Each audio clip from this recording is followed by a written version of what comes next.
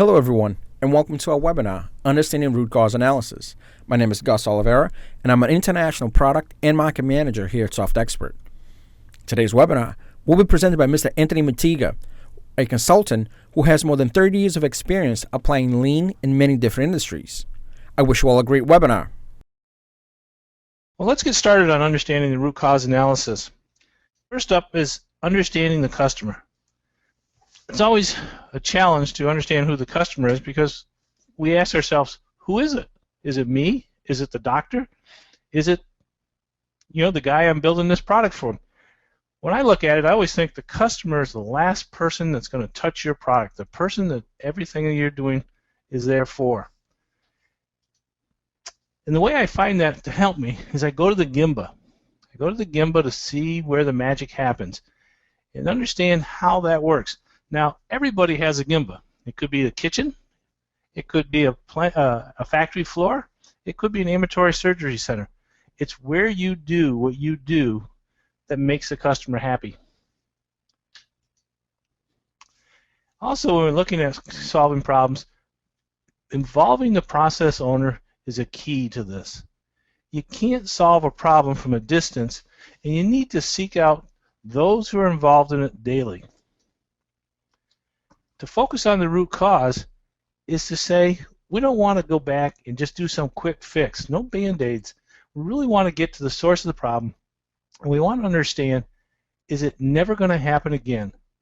So looking for the root cause drives us in that spot. And finally, the key is simplicity. Keeping things simple is good. Seek creativity over capitalization. Well, what is this lean thing? Well, lean is simply a strategy that focuses on elimination of waste and work in balance. It's really taken and saying, whatever I do, is that good for the customer? If it's not good for the customer, it's not something the customer would be willing to pay for, then why am I doing it going forward? Well, a simple definition of waste. Waste is anything that takes time, consumes space, resources, anything that's in your way of delivering your product to your customer. Right? So look at waste as being barriers, those brick walls that are between you and the final product that you make or the final service that you provide. That's waste. Waste is not people. Waste is not the process. Actually, when you think about and look at it, waste is truly garbage. So get the garbage. As Mom used to say, take the garbage out. Okay? How do you eliminate waste? Well, the first thing you do is you define the value from the perspective of the customer. And you're going to hear me say throughout this presentation, go out and put the customer's shoes on. Go out into your facility, into your hospital, into your plant, into your store, and put the shoes of the customers on and see how your business is flowing through their eyes. Once you see it, bring it back and map it. And the reason you want to map it is because in our world, there are three types of processes. The process of what you think it is, and those are usually the things that people tell me. They'll say, hey, Tony, this is how this works. And then there's the way it actually is. That's when you go out to the Gemba and you actually start talking to some of the process owners and you say, hey, how's this work? How do I get the patient from the ER to the ward?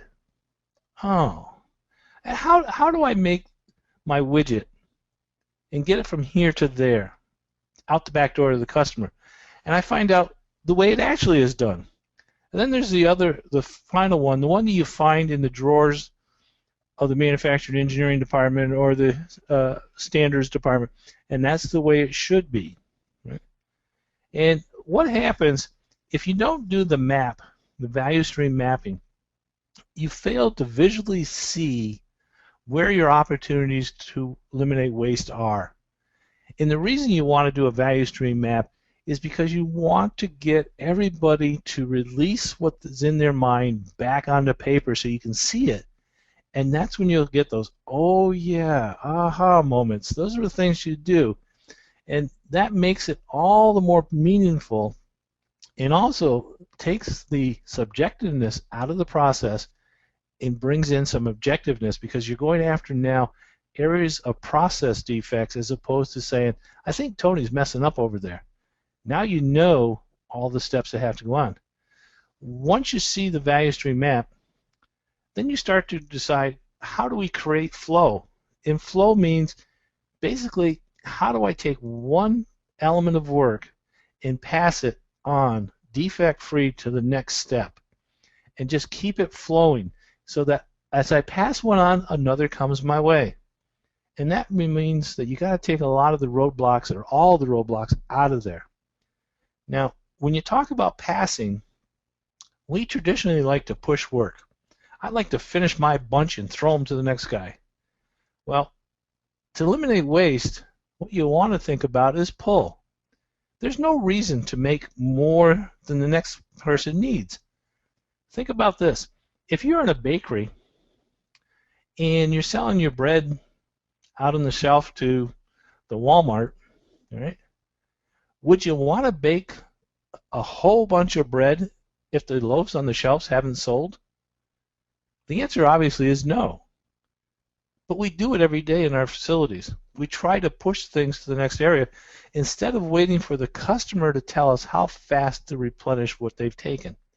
And that's what pull is all about, is take what you've released to the customer and replenish it.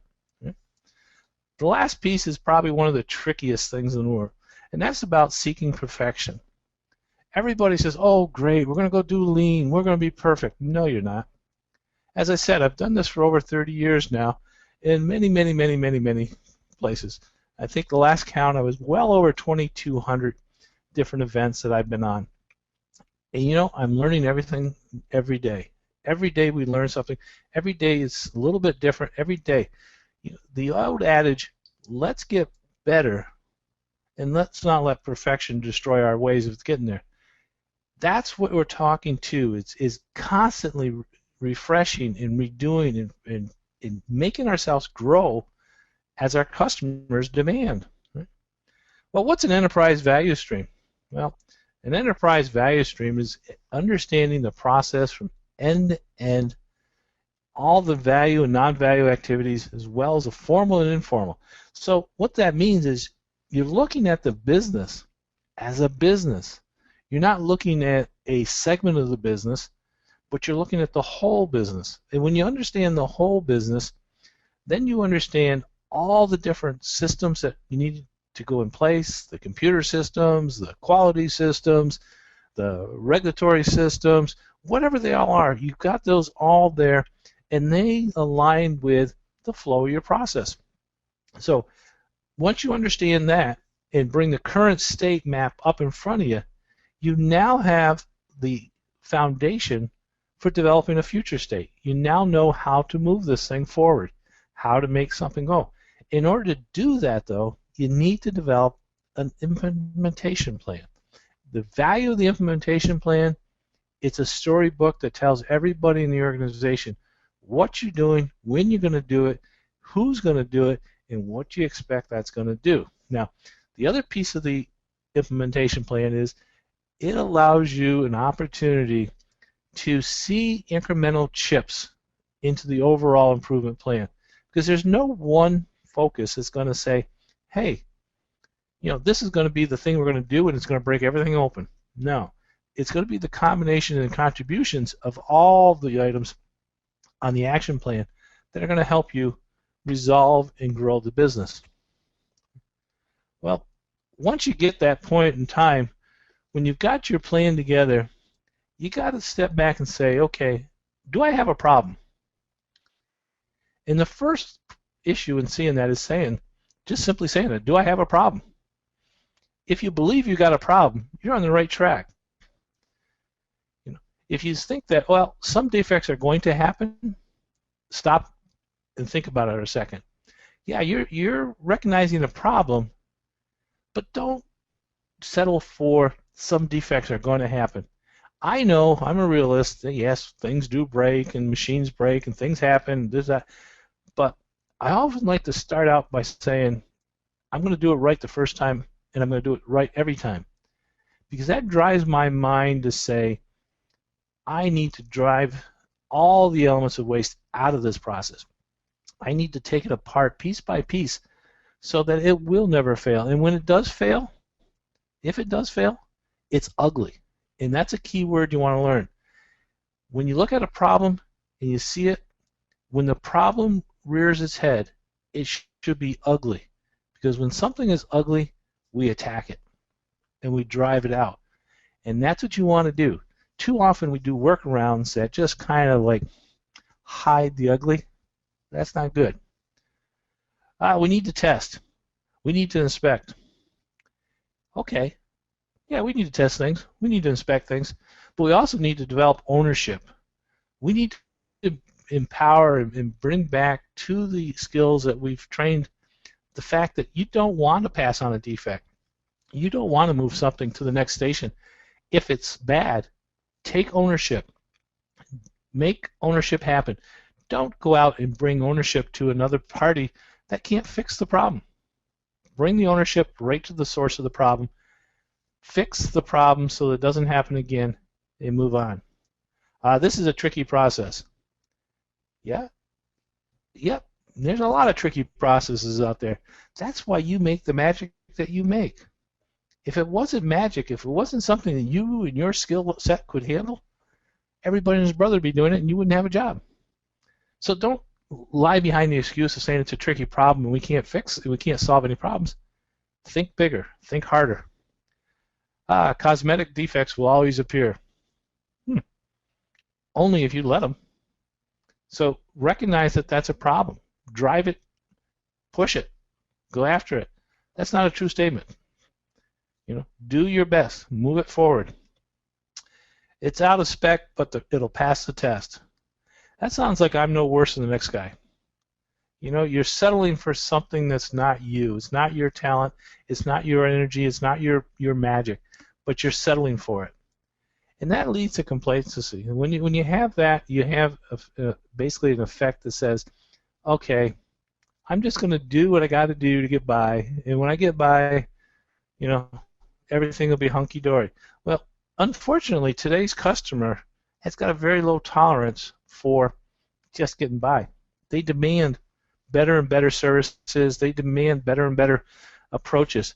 So you got to look at it from that standpoint and saying, I've always got to keep my pencil sharp. And it's not good enough if it's not good. Okay? The quality manager needs to decide. Needs to decide what? When you have a problem, what do you want the manager to come over and say, I got a problem? No. You got a problem. You need to huddle. You need to get together. You need to say, okay, how do we resolve this problem? How do we do it? Yes, maybe the quality manager has some input from some of his skills and sets and things of that nature, but I don't think he needs to decide. I think the owner of the process needs to decide. I think we need to stand up and we need to take the first step. And the first step is facing reality. We got a problem. Okay? Once you face reality and say, we got a problem, boom, let's move on. Now, one of the things that I hear quite often from places is that, hey, we're pretty lean right here, and probably as lean as we can get. As soon as I hear that, I usually see a red flag go up, because that means an organization is not seeing what's right in front of them. They're not facing reality. They're not seeing problems. And you think, let me give you an example as to why you may not see those problems.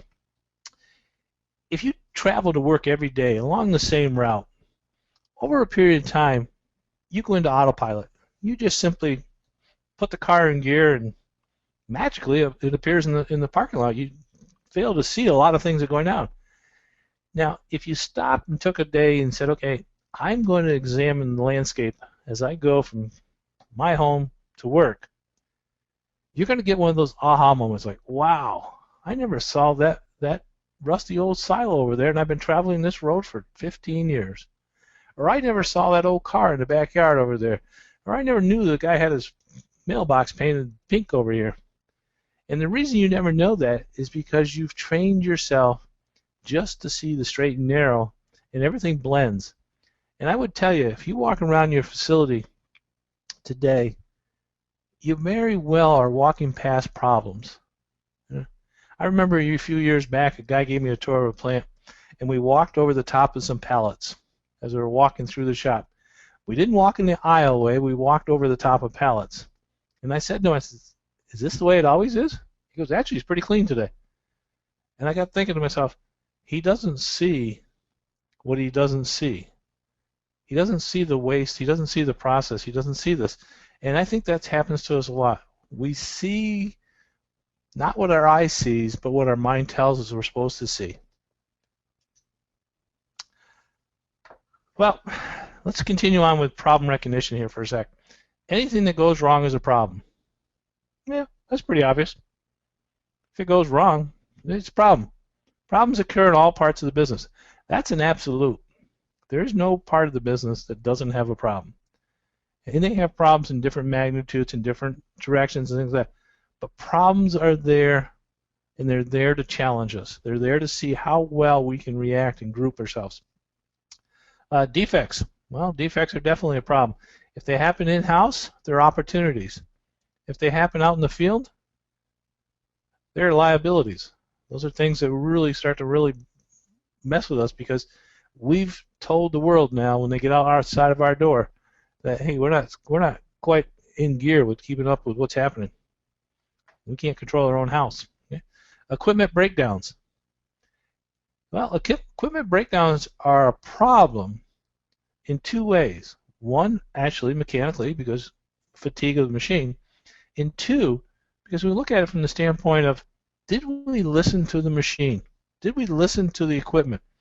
Did it tell us that things were going wrong when we should have been doing something about preventive maintenance? It's the same thing in healthcare. You know, you see the patient that comes in, and boy, the guy's smoking, 3 packs of cigarettes a day.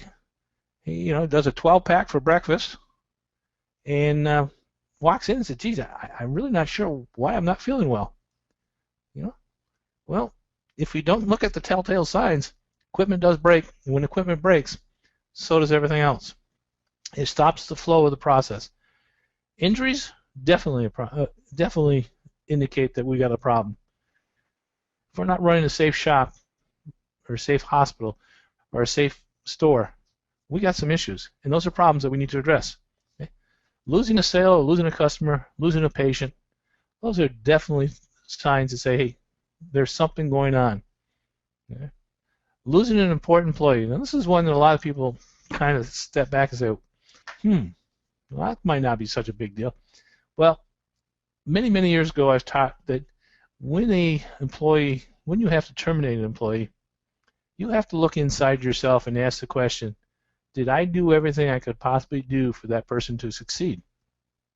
And when we lose an important employee, somebody that's key to our operation, we have to deeply ask that question. What is it in our culture? Where is those elements of waste that push this person out the door?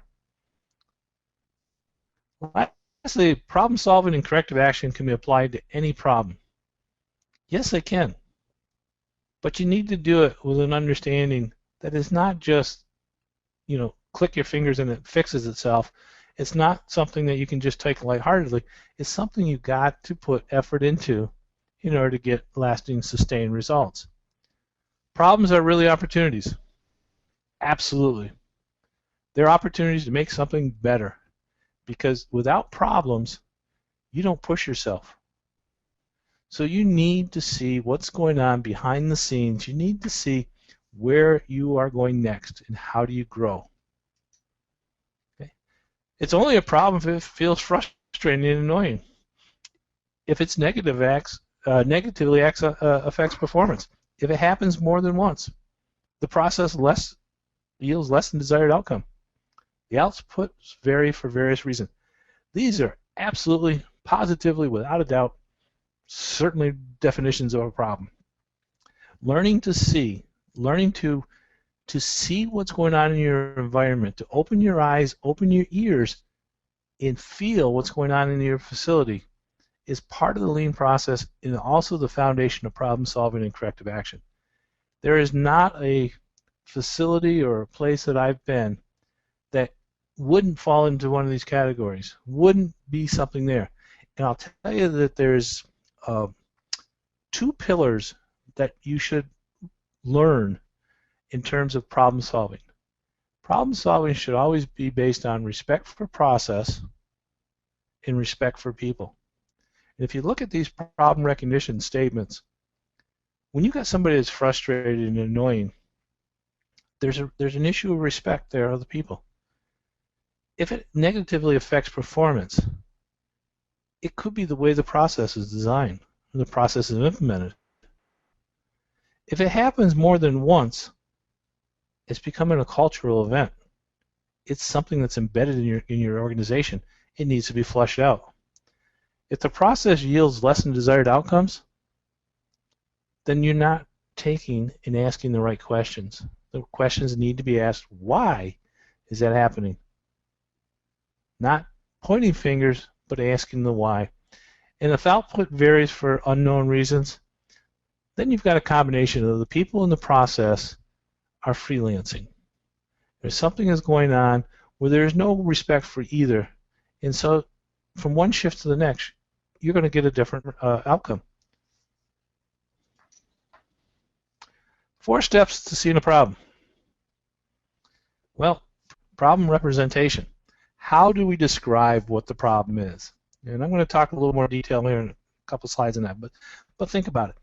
You never can solve something really thoroughly unless you know what you're talking about, unless you really have some groundwork to work on. Right? Why is it a problem?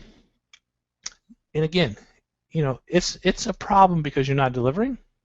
That's a symptom maybe, but what is the root of the problem? And that's what we want to drive through in the next few minutes here.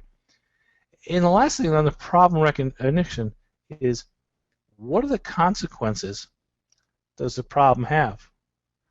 Another way of saying that, what's the cost of doing nothing? Okay. So if you have an infection and you just simply put a Band-Aid on it, do you know the cost of not taking care of that process, or not taking care of that infection? In our organizations, we have many, many infections. A problem is an infection. You can treat an infection on the surface, or you can go to the root cause and fix it for good. Root causes to the problem. Well, there's a lot of tools out there to how to resolve root causes. I'm going to talk a little bit about a Fishbone Diagram and the 5 why analysis. And each of those, as we get into a little deeper here, we're going to talk about pros and cons, or what do we might be looking for, or how do we do them? What do we expect from those? The root cause tool should give us some direction and really needs to bring us to an action. Right? Once we get an action, that's where the solution to the problem comes in. How do we solve the problem? How do we move it forward? Who's going to do it? When are they going to do it? How are we going to know it's done? When you look at the solution approach, it's all about doing. When you look at the verification, step number 4, it's defining what good looks like. When we look at this, how do we know what good is? And that's really where we want to be looking to see, did our solution solve the problem? If it didn't, time to go back to step 1 and redo. The old plan, do, check, act, it's really the fundamentals of how we do things. Fixed it and keep it going. Well, let's go back to that describing the problem.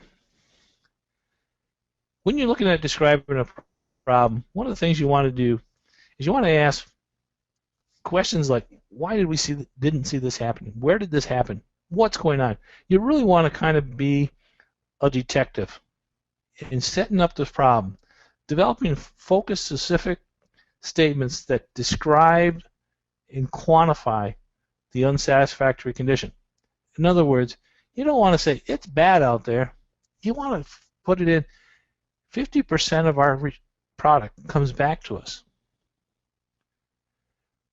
6% of our patients in our ER walk out because the waiting time's too long to get seen. Things that are there, keep it simple, but make sure it has impact. Make sure it's something that can be clearly understood by everybody. Right? As I said, if 6% of your clientele is leaving, that says something really powerful. If you add on to that, 6% of our clientele leave because the waiting times exceed 4 hours. Now you've narrowing the problem down. Now you're getting to the point where you can talk to facts. It's not an emotional thing. It's objective. It's there. Here's some examples of some errors in describing problems. We get too large. Something that says underwriting has a 50% rejection rate. Okay. So what does that mean? I mean, that 50%, is that something we want to set the world on fire about? Or do we maybe only have 100 items, so 50% is 50 of them? Oh, okay. Rather, we should say something like only 40% of all new transactions are underwritten automatically through the scorecard, down from 80% this time last year. Now what you've done is you've actually set up a scenario that says you knew where you were. This is what you described as good, and you've gone backwards. Something's broken. Okay. Vague problem statements. Customers complain about wait time for customer service. Okay. How about if we said 1 of 10 customers experience hold times greater than 5 minutes when calling customer service? Think about that in your own world. When you call into that 1-800-HELP-ME line and they tell you, the next available representative will be there in approximately 15 minutes, where are you? Right? Where's your head? What are you thinking about? If somebody was to solve the problem by telling the team to go fix customers complaining about wait time, well, 15 minutes for you might be a long time. 15 minutes for the guy next to you might not be that bad. So what we need to do is find out where that point in time is that the customer complaints start to become out of hand. Okay, greater than 5 minutes. Under 5 minutes, people tolerate. Over 5 minutes, not so much. Okay? Stating the solution in the problem statement. This is a very, very, very, very common thing. When we try to bring teams out, but at the same time, we tell them what we want them to do. It kind of defeats the purpose of a team. We need to increase our IVR penetration. Okay, so you just told me what I need to do, as opposed to saying our customer service levels are consistently below our service level agreement with a target of 90%, with an abandonment rate of over 40%. Okay. Now, what you've done in that second statement is you've presented the problem in a fashion that allows me to start using some of my creativity and start saying, let me look around. The first statement, all it's doing is put me on a railroad track to fix this problem. And when they fix that problem and it doesn't solve the issue, you're immediately going to say, well, that didn't work. Wrong. First thing you have to do is describe the problem in detail. Okay. The next thing we look at is metrics. Okay. You can't improve what you don't measure. Simple statement. If you look at measurements, it's about the health. It's about understanding where you are in the process, what's going on, and how does it feed back to you. Are my patient satisfaction scores going up? Is my profitability going up? Is my quality going up? Is my wait times going down? Measurements that are there that are pertinent to the business, and also things that are universal that people throughout the organization can understand. Okay? The nice thing about metrics, they don't lie. I relate a lot of times to the scorecard on a golf cart. That little box that you put your score in? It's small for a reason, because all that fits in that little box are numbers, not excuses. Hey, there's our buddy, the Fishbone Diagram. Fishbone diagrams are a neat little tool. They're one of many tools that we look at, many things that are in the problem-solving network to help us understand what's going on.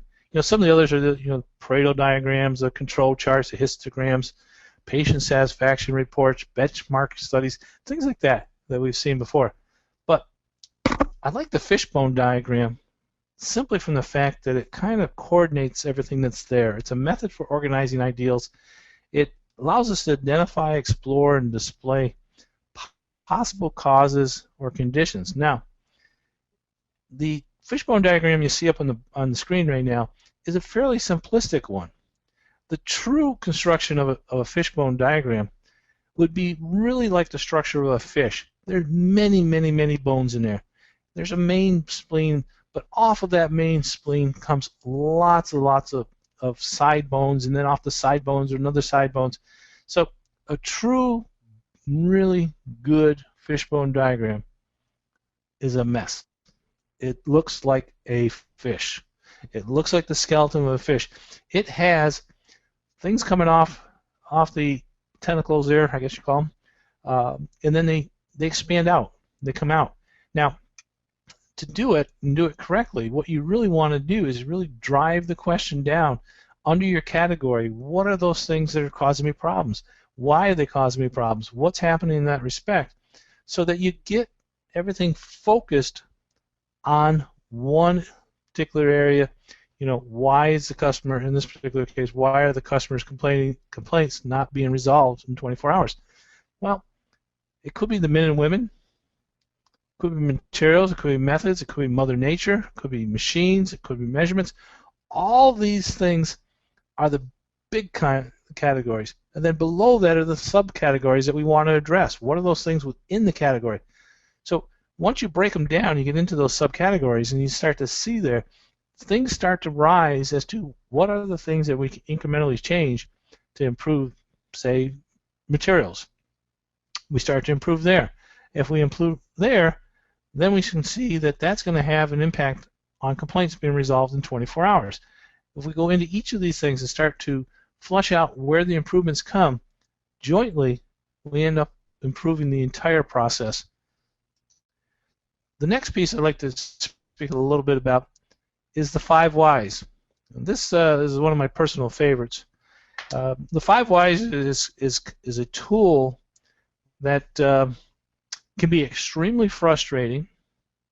It can be somewhat, let's say, somewhat inaccurate if not done correctly, and it can be an overwhelming aha moment when you take the time to do it. Now, the reason I say it can be frustrating is we all have experienced the young kid, the little 5-year-old or the 3-year-old that comes up and tugs on your pant leg and says, "Why?" And when you answer them, they say, "Why?" And they keep going, "Why?"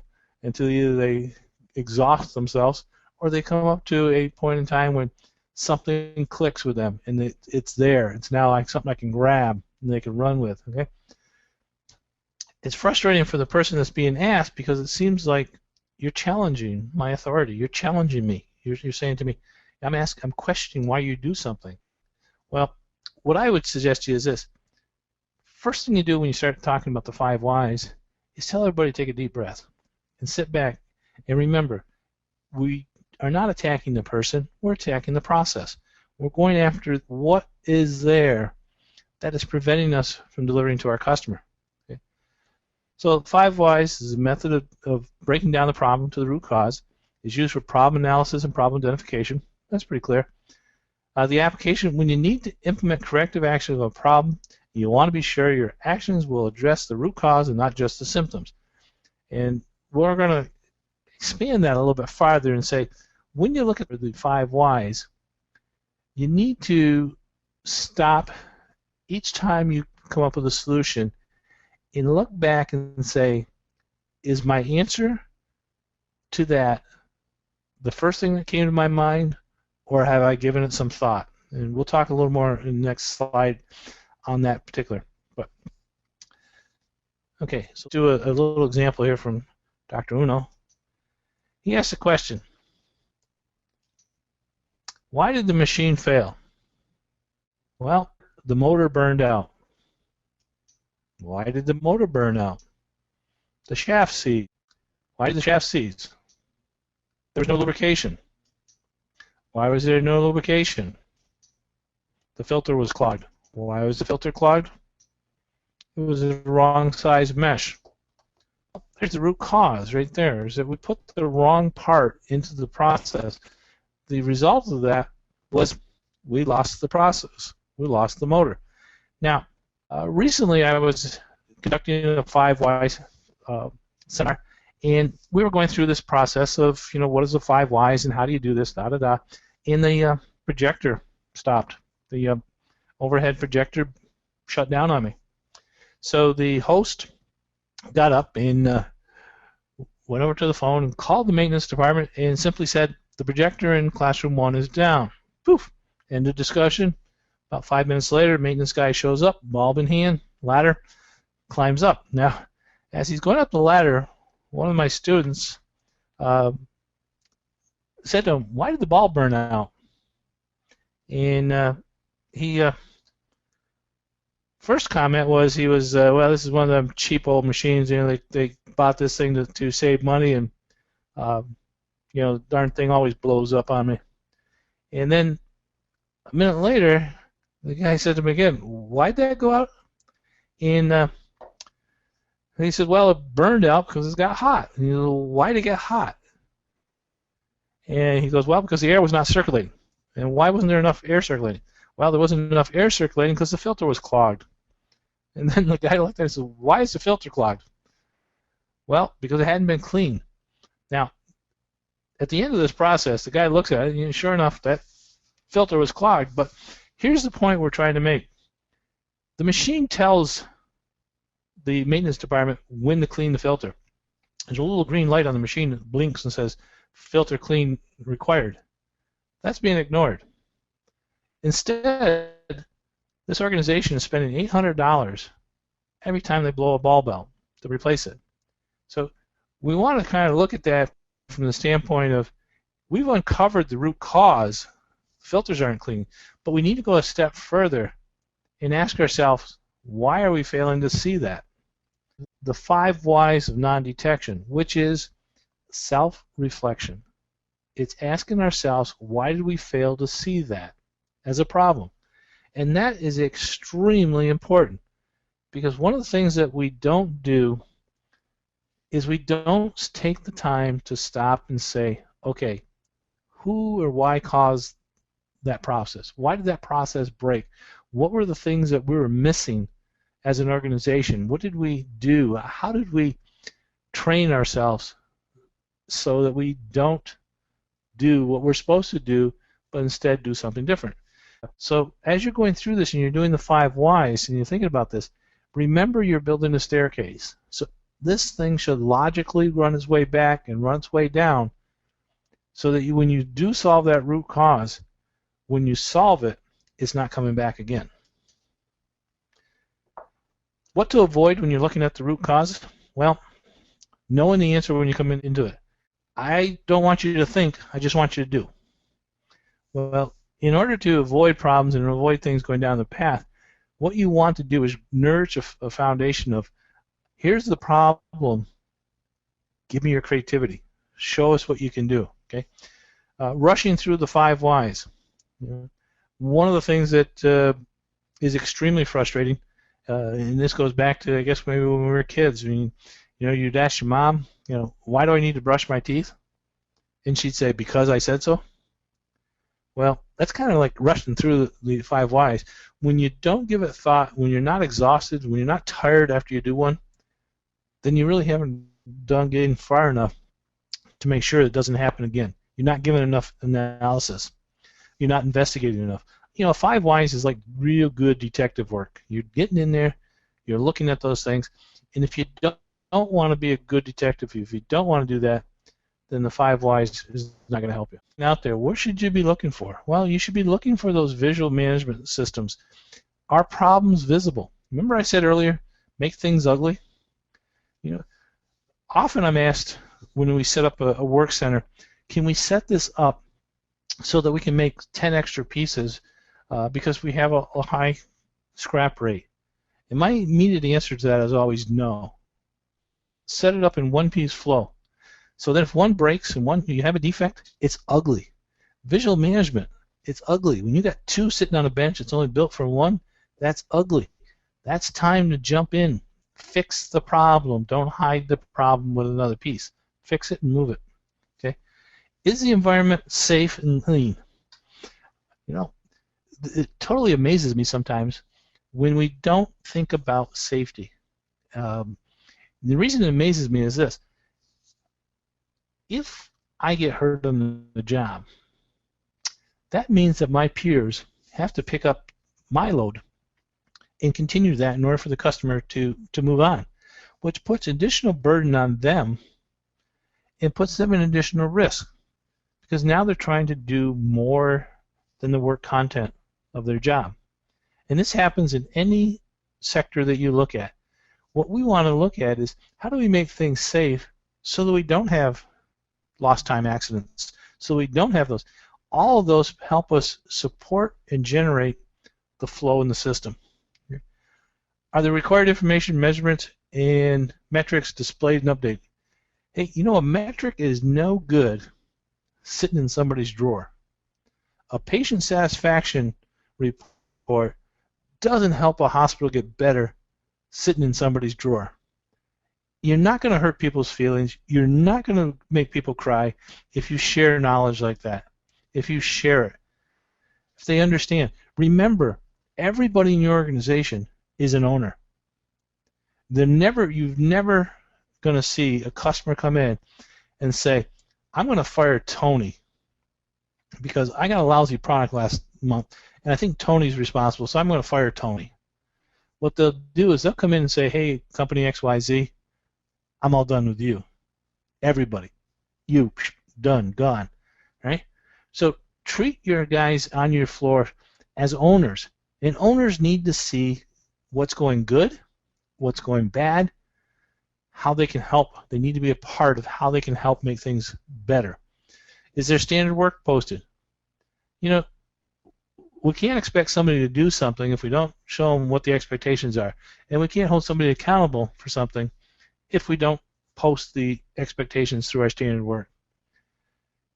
Can you clearly understand progress? One of my all-time favorite things to do is when I go into a new facility, especially like a manufacturing facility, is I like to go back and start my chore in the shipping area. Because I can tell in the shipping area the state of the organization. You know, if it's a busy, constant moving area where things are flowing and it doesn't look like, you know, a demolition derby coming through there, wow, I'm impressed.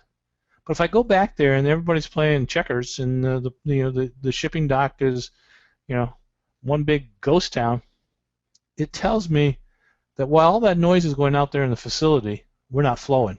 We're not seeing things come through. So we need to be able to visually see some of these markers and understand the state of progress. You know, and the state of progress would be simply, are we ahead of schedule or behind schedule? That's pretty easy by looking at things by an hour-by-hour board. Where are we supposed to be and where are we actually? Is there efficient level of work in process and finished goods and materials?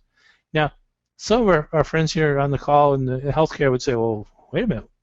You're really off the deep end here because we don't have finished goods. We don't have work in process. You sure do. When you schedule everybody into surgery at 7:30 and you've got everybody out there, those people are work in process. That's WIP. And finished goods, well, your finished goods is somebody going home, discharge. And how do you get them out through the discharge process? Where does it go? So, how are our products and processes developed? That's talking to respect for people. Where are we going with the people? What are we doing to help them and get to some of the areas that are going on? Okay. Machinery and equipment, running in good condition. You can't run a business with a broken saw. Kind of hard to build a house with a screwdriver. So you need to keep things there. You know, do you see any leakage or damage? And that's simply, are you taking care of your tools? Whatever your tools, your trades are. Okay, proposals and implementation, counterpart measures. Okay.